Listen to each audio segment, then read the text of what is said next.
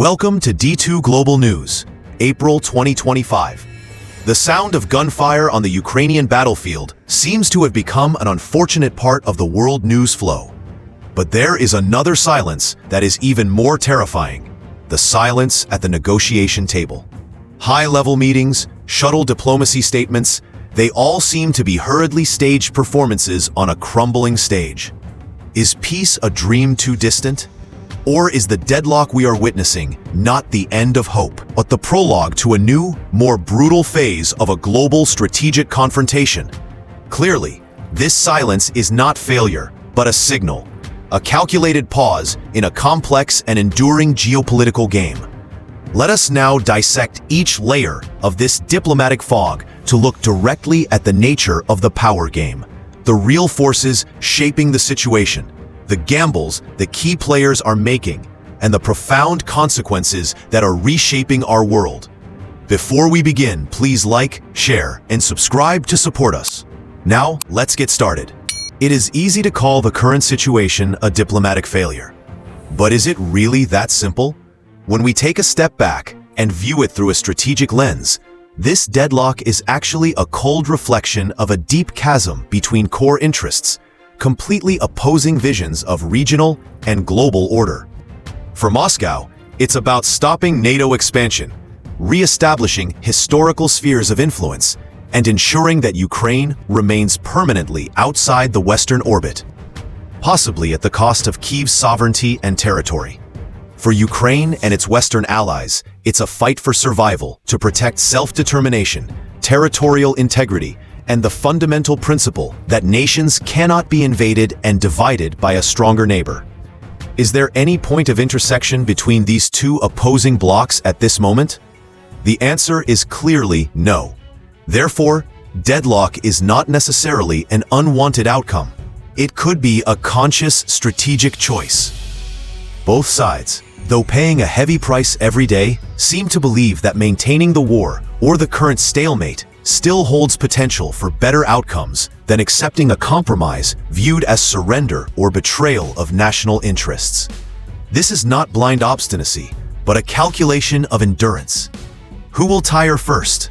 Who will lose international support? Who will face internal instability? These are the real questions driving their actions. Moreover, the deadlock itself becomes a tool. It is precious time to rearm, fortify defenses, and adjust economies to a wartime state. It is a brutal test of the opponent's will and unity. Russia wants to wear down the West, while the West seeks to exhaust Russia. It is also a weapon in the battle of narratives, with each side trying to blame the other for the prolonged conflict in order to maintain domestic and international support. And finally, it keeps options open, avoiding being tied to an unfavorable deal when the situation may change at any time. So, if the deadlock is a calculated state, what are the specific forces driving this war machine and diplomatic paralysis? The answer lies in the complex interaction between three main fronts: military, economic, and political diplomatic. On the military front, we are witnessing a 21st century war of attrition. Drones lurk in the sky. Artillery roars incessantly. Front lines are deepened and reinforced, turning every inch of land gained into a bloody price. Neither side has enough strength to deliver a decisive knockout blow. Enormous military aid from the West helps Ukraine hold out, defend effectively, and inflict heavy losses on Russia. But it is not enough to create a widespread strategic shift. Conversely, Russia, despite suffering heavy casualties and material losses, maintains control of significant territory, has the ability to mobilize more resources, and shows formidable tactical adaptability. This relatively grim balance is the material basis for the diplomatic deadlock. Why negotiate seriously when you believe you haven't lost and still have a chance to improve the situation on the battlefield? The economic front is a marathon of endurance. Despite being burdened by unprecedented sanctions, Russia has pivoted toward Asia, transitioned to a wartime economy, and tightened social control to maintain stability. But how long can this economy withstand before facing technology shortages, lack of investment, and inflationary pressures? In contrast, the West faces the enormous financial burden of supporting Ukraine amid global economic instability and increasing public fatigue in some countries. Will political will be strong enough to sustain this aid indefinitely? This economic war is not just about GDP numbers or foreign exchange reserves, but also about societal resilience and the finesse in using financial and energy levers as weapons. Finally, the political and diplomatic front is just as complicated. Both President Putin and President Zelensky are under heavy pressure from hardline factions at home, making any concession politically risky.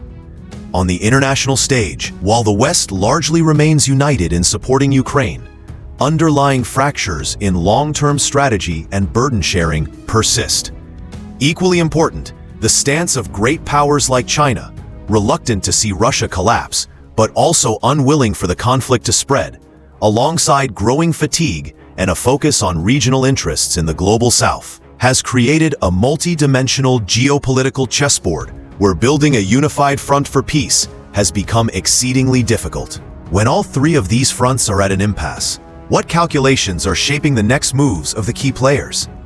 Each side involved, behind their official statements, is betting on a future they believe will be in their favor.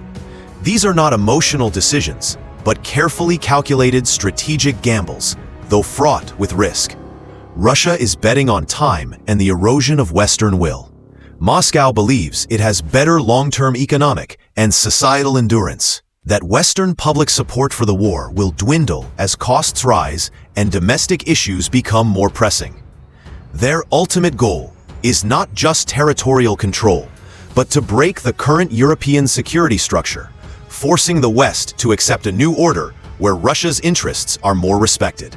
To achieve this, Russia will continue its war of attrition, sow division within the West, and strengthen ties with non-Western partners. Conversely, Ukraine and its Western allies are betting on the endurance of aid, the cumulative effects of sanctions, and the steadfast resistance of the Ukrainian people.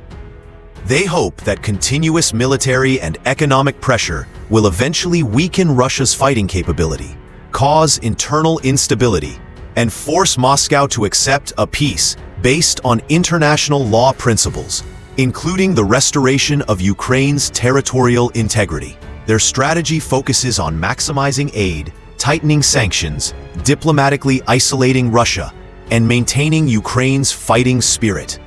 From these opposing gambles, the following future scenarios can be envisioned.